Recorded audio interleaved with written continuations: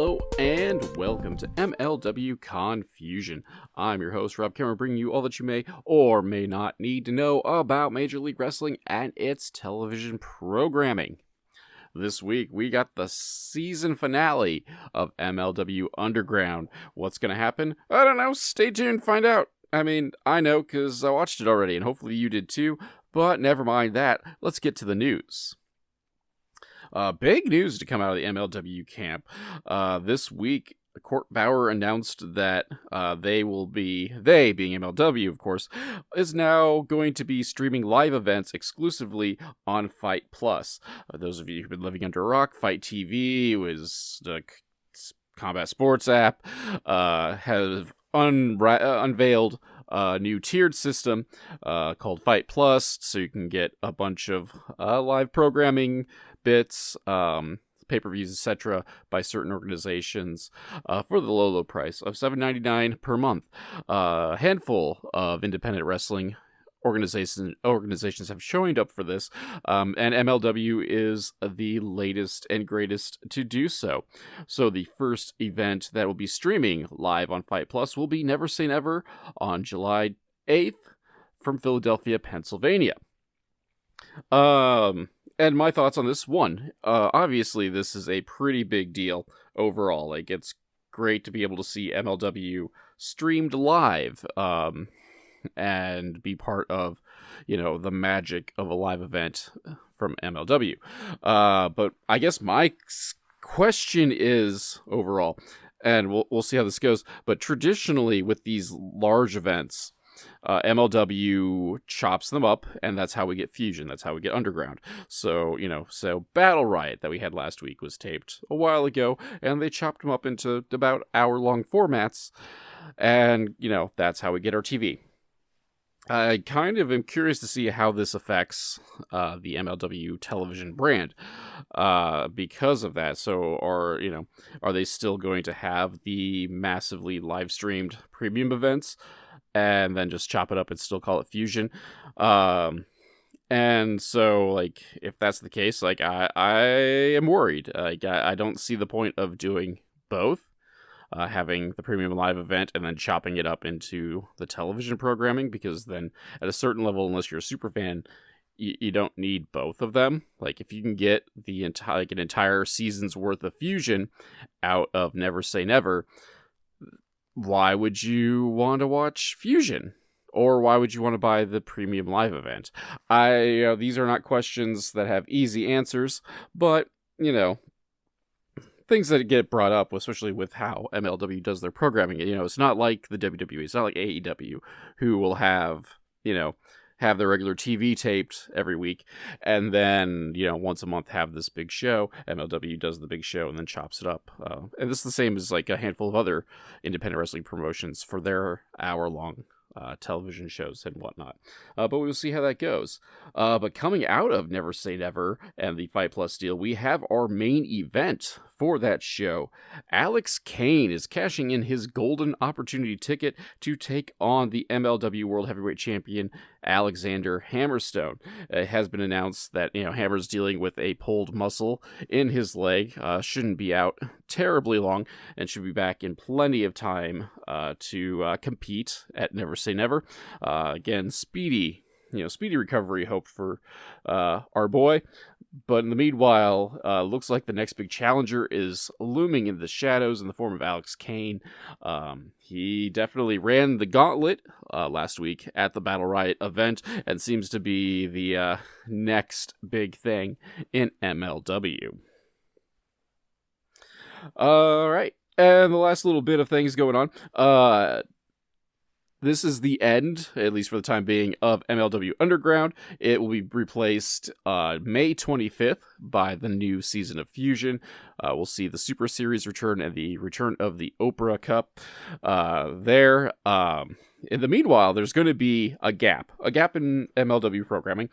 And I'm not sure where we're going to go with that. I personally don't have a whole lot of stuff lined up, obviously, unless MLW is going to throw some things out there. Maybe I'll hop in with some of the guys as part of the Urban Wrestling Network they do good work. Go check them out on the YouTubes. Urban Wrestle Urban Wrestle NW at YouTube. But yeah, they're another guy. They're another batch of guys who who really like to focus on MLW. If this is the first time you've checked out this episode or this podcast, they're cool guys. Do some good work, so you should definitely check them out on the YouTubes. But I'll figure something out. Whether again it's going to be something like long form, or maybe I'll give back to the independent wrestling community and start focusing on some indie wrestling that has some television quiet deals, or do run shorter shows, because I do like keeping the podcast at this length, and a 3-hour show kind of like really amps up the time needed to do a review. However, in the meanwhile, I would be remiss if I once again didn't mention that also later this month, specifically May 27th, 7 p.m. at the Beer Stube in Moline, Illinois, MLW Confusion presents SCW Pro. They are returning. The podcast is once again sponsoring independent wrestling. This time a live event in the Quad Cities, Illinois / Iowa area. So if you guys and gals and theys and thems and all that good stuff, if anyone is in the vicinity that day, come check it out. Black and the Brave Wrestling School has their graduates come out there. It's the return of the one called Manders, because he hates me. And he will do whatever he can to spite me. And if by spite me, this time it means him taking my hard-earned money to come back to the Quad Cities to have his revenge against me. But again, that is going to be May 27th at the Beer Stew. Come get some German food if the restaurant's back opened up. If not, there's some Thai back there too. The Thai's delicious. Brew pub's back there as well. Or just eat somewhere else in the Quad Cities. It's cool. Just come get yourself some wrestling, baby. It'll be great. Okay, let's come on to it then. Let's never mind the next week's. Let's focus on the now. The now is Underground season finale. Bomaye is for the people. We get a recap of Alex Kane winning the Battle Riot from the #1 position. Give my thoughts on that last week, so check that out. Duke Drosy's leg. You can check it out, obviously, on your platform of choosing. And I'm on the YouTubes now, too, thanks to the Urban Wrestling Network. We have our introduction. Alex Kane is out with the Bomayes. Bomaye is for the people. We are going to bring the return of the Thrilla and Phila match, except it's going to be represented by Mr. Thomas. Mr. Thomas gets on the mic. He's tired of being overlooked and underrated. I don't know, maybe he should win a match if he's tired of being overlooked and underrated. But in the meanwhile, he starts throwing names out there, and one of the names he throws out is Alex Hammerstone. And just like the devil, you say his name and he appears. Hammer wastes no time of coming out to the ring and just dispatching the entirety of the Bomayes as Alex Kane goes to commentary. So it looks like we has a match. So our first match of the evening is Mr. Thomas versus the injured Alex Hammerstone. It appears to be non-title. And they really didn't even go over the full rules of the Thrilla. It's usually either win or last 5 or 10 minutes with Alex Kane, and you get a chunk of cash, but instead we just have Angry Hammer, so let's just go ahead and do that. However, as Hammer's going through and taking out all the Bomayes, Mr. Thomas cuts him off. We go to break, come back, and Kane is really laid in on commentary. Hammer makes a big comeback at various stages. He kind of gets cut off at a handful of points. The Bomayes swarm the ring, but Hammer fights them all out, and Mr. Thomas walks into the Nightmare Pendulum. 4-3, your winner, our boy, Alex Hammerstone. Throughout this match, we definitely noticed that Hammer is gimping. He's definitely selling his previous injury. And MLW and Hammer is announced as legit. Other folks on online are still thinking it's a work. Only time will tell, but he was definitely selling that leg throughout the match, and definitely after the match as well. The Calling, though, can't let a good thing lie, so they make their way out, and they are cut off by the Samoan SWAT team. They're all brawling out on the stage. Meanwhile, we cut to some more adverts, specifically, promoting the new partnership with Fight Plus and MLW. Never Say Never is going to be the first event there. We covered that in the news, so I'm not going to worry about that. But this is where we get the first official announcement of Hammerstone taking on Kane for the World Heavyweight Championship. We also have a Mance Warner promo. He is out in Bucksnort, Tennessee, talking about his chores, and while doing his chores, he's thinking about Sam Adonis, and that just makes him angry, makes him want to fight things while he's stepping in poop and all that sort of good stuff. Good old Mancer. Anyway, thinking about good old Mancer, let's take some time to get a drink. Mancer would want to drink.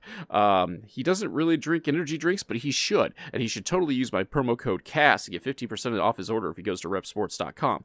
But I have a whole commercial for that, so let's take a pause for the cause and listen to it, and I'll be right back. If you're like me, sometimes you need a pick-me-up to get you through the day. I drink Ray's Energy for that pickup. Ray's comes in a bunch of different flavors, and more recently Italian Ice, which is great, by the way. And it contains no sugar, so there's no crash after you drink it. And, really, best of all, if you go through me and go to repsports.com, use my code CASS, you get 15% off your order. So, also, be like Cass, drink Ray's Energy. All right, we are back, and we have tag team action. The main event are out and doing a big top style introduction for themselves. The main event, MANE, like a lion's mane, are challenging the Samoan SWAT team for the World Tag Team Championships. Midas Black and Jay Lion are the main event. We have a ringmaster and a lion here, so to continue that analogy of professional wrestling being a circus. Anywho, we're going to start off hot. The main event, just attacking the champs from behind, starting some brawling. Midas is the one who initiates the attack, and then Lions hits what they call in commentary the Ring of Fire, where Black holds out a hula hoop, and Lions does a tope conilo through the hoop, and it was a lot of fun, actually. We go to break, and we come back. The main event are double teaming Lance inside the ring. A standing moonsault by Lion gets a 2 count. Cabrata into a spear by the main event also gets a 2 count, but it's only a 2 count because Juicy Finau breaks up the pin. And I will say that was nifty. I've not seen a spear variation done quite like that before. Get some extra oomph off that arm drag. A lot of really innovative offense by the main event. However, these things, all good things have to come to end as Juicy just crushes the main event. Lance hits a super kick on Midas Black, while he's in the air, and it looked gnarly. Sets things up for the Toko driver, the modified Rikishi driver, plus the Lance N.W.A diving splash. 1, 2, 3, and still your MLW Tag Team Champions, the Samoan SWAT team. And on one hand, I gotta say, little complaints. Some of these are, not necessarily MLW centric, but one, I still I like the thought of fighting champions, I really do, but I also think people should, earn their title shots as well. And the main event, as cool as they were, and I think they definitely showed themselves very well here in this match, showed everyone what they could do, and I hope MLW scoops them up to bolster that tag team division. But what have they done to deserve a title shot? Really nothing. Officially speaking, their debut was in Battle Riot, and it wasn't even a tag team match. And 2, my other complaint is that, man, the SST matches are getting to be a wee bit on the cookie cutter side. Starts out with a wild brawl, things calm down a wee bit, and then the Samoans take over and get the victory, which is cool. They're the champs, they should get the victory and whatnot. But man, you'd think just tag teams would just be maybe we shouldn't attack the Samoans from behind, because that doesn't seem to end well. Maybe we should just have a wrestling match. Nope, gonna attack them from behind. Great. Well, let's see how that goes.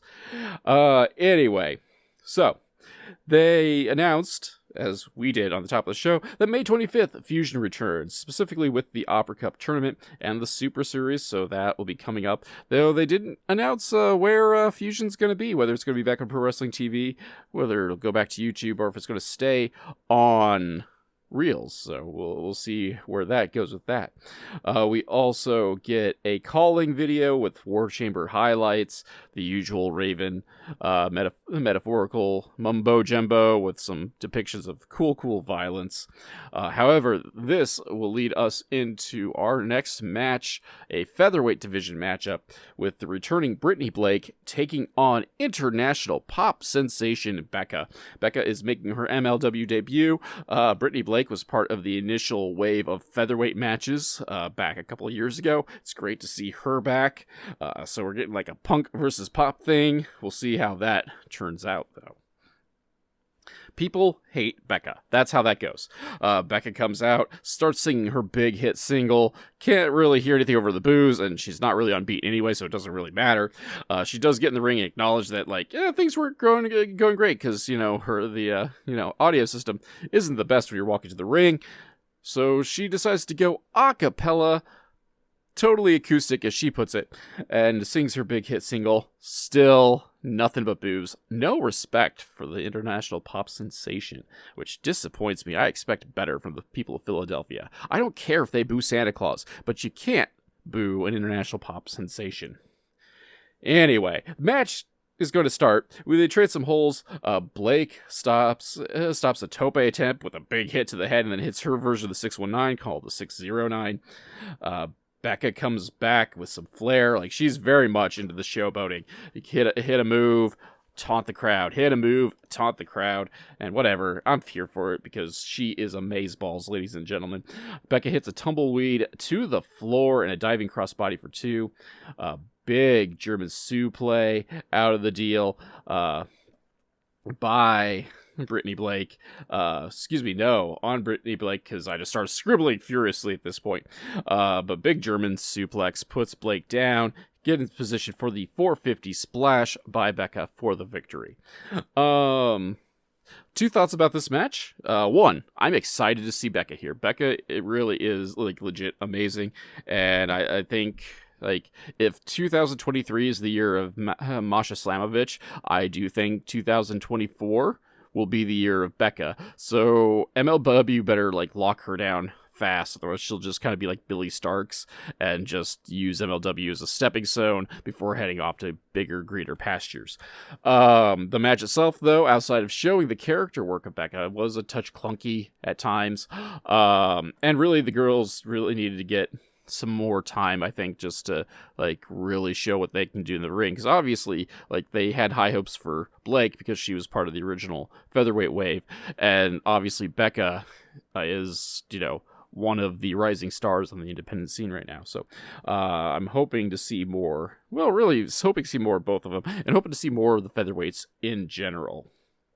Speaking of the featherweights, though, we have Sam Leterna. She is with the God Queen, Delmi Exo. She is lobbying for the shot at the MLW Featherweight Championship, currently held by Taya Valkyrie.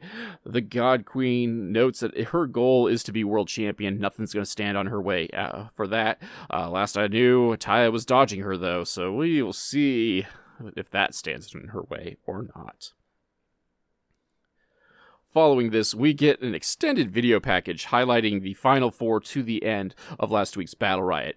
On one hand, I think it's great that they are, putting over Battle Riot and helping hype up Alex Kane. On the flip side, like, it's getting late in the show for this, and, like, takes almost, like, a legit, like, 7 minutes, maybe more, to go through as they rehash it. Meanwhile, we're supposed to have a main event tonight for the National Openweight Championship as Johnny MLW takes on Jacob Fatu. And so, as time goes on, I get suspicious whether this is actually going to happen or not. However, what do I know? I should just keep watching. But a tinge of doubt crosses my teenage brain as we have this extended segment, which really, again, like, if you watch Battle Riot, which you can for free, by the way, we don't need this extended cut. We should just have this tiny little cutscene and move along. Anyway, we get word that there's some stuff going on backstage, and we find that the FBI is brawling with the SST. They had previously had a match with the SST, which the SST was victorious, still champs. Meanwhile, Jacob Fatu's coming out for his match, and he is jumped by the calling. The numbers game is too much for him, as he is taken out by a big knee to the back of the head by Akira. They leave a card on him, so I guess we don't have a main event tonight, ladies and gentlemen. And this, disappoints me. I mean, I know sometimes, it's good to have the intrigue going on. But really, especially for what's going to be a season finale in a sports-based broadcast, I don't think a big cliffhanger is the way to go. And that's kind of, in general, my complaints about this, what's supposed to be a season finale for Underground. Underground's been a very solid show, and this was, the in-ring action was all right. I can't complain too much about it outside of nitpicky stuff that I did nitpick about. But I feel like we needed to end on a proper bang instead of a cliffhanger, because again, this is a scripted show. We got stuff in the can. There's no reason why we can't carry some stuff over here. We needed to carry extra stuff over. Yes, we're all gonna continue to watch the product. But I just felt like this entire episode had some pacing issues. It was the last batch of things in the can, and they just needed to somehow tide things over until the next season starts. And yeah, that's kind of what I got out of it. It's great to see Becca. I did kind of complain about the tag team match, but it's also great to see the main event here. So we got some big proper in-ring debuts tonight, which is great to see. Two batches of folks that I'm really excited for and hope hang around. But really overall how the show is spaced out and paced. You really couldn't tell, one, this was going to be a season finale, and two, if it's a season finale, we didn't get a main event out of it either. So, I don't know, man. They all can't be zingers. But that being said, I am excited for what's coming up for MLW with the return of Fusion, the streaming deal with Fight Plus, really overall can't be that much of a negative. So, despite this here bump in the road, things are still looking bright for Court Bauer and his pet project. And I'll still be around, hopefully, in 3 weeks when Fusion makes its return, and everything will be properly confusing. Anywho, so that is our show for today, this evening, this morning, whenever you happen to listen to this here podcast. I appreciate you taking the time to listen to this here podcast. Stay tuned, figure out the best way to help us out here, keep us coming to you free of charge, and, keeping me out of the jaws of poverty or this basement, and maybe I get to take my hot tub with me as I move up the ladder of success. But in the meanwhile, stay tuned, check out the plugs, check out the other guys on the Urban Wrestling Network. I'm technically done sponsoring Enjoy, but you should check them out as well. They're free on YouTube. And of course, check out SCW Pro on Twitter to get the latest news and shows from them. As I said, MLW Confusion is helping sponsor their entire summer series, a handful of events at the Beer Stube in Moline, Illinois, and also at the Bluegrass, Illinois Drive-In Theater. It's Still Real to Us Part 2 later in July. So check that out. Keep your eyes peeled. We'll figure out what's going on next week and the weeks after until we get some original programming back on this here block. And in the meanwhile, I'll see you all next week.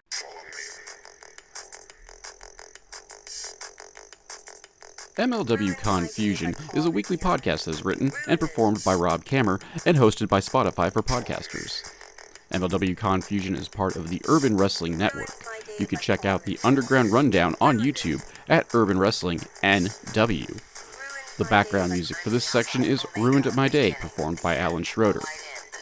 If you enjoyed this podcast and would like to support, please like, subscribe, and tell your friends, family, and enemies.